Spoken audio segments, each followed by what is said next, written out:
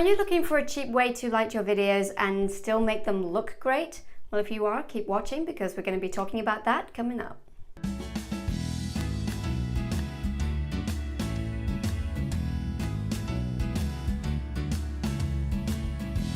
Hi, Demelza Marie here with Creative Online Courses, and on this channel I guide you through tips and tutorials to crush it with visual media and produce your online courses like a boss. I also go behind the scenes with a vlog of what it's like to be a mom entrepreneur, so if you're new here, please consider subscribing. Now, as I mentioned in the introduction, we're going to take a look at how we can use basically free lighting to get good quality video.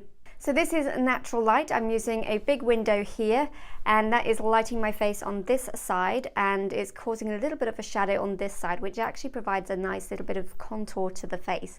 So this would be in effect my main light, and then this would be fill light area. Now, I don't actually have a light over here at the moment, but if actually the shadow on this side was too strong or too dark, then I could use a fill light in this area.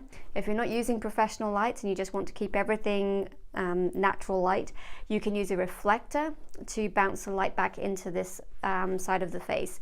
If you don't have a reflector, you can use things like foil or anything that's going to basically project that light back into this part of the face in order to even it up a little bit. So you just want a little bit of shadow along with the main light, which is coming from the window at this point.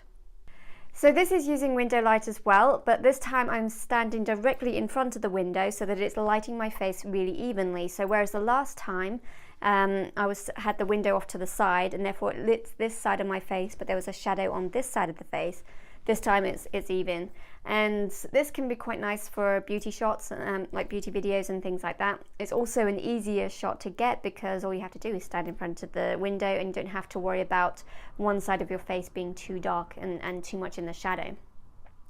So the thing to be careful of is making sure that you stand out from the background. So you don't want your background to be the same lightness or darkness as you. So right now I'm quite bright because of the window light falling on me, but the background should be a little bit darker so that, in my case, so that I am standing out from the background.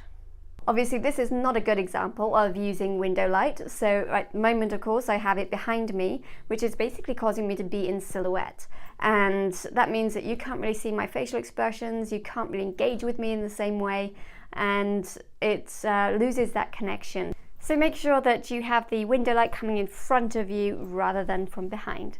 I hope that was helpful, and let me know in the comments section below if you use window light or if you use other forms of lighting.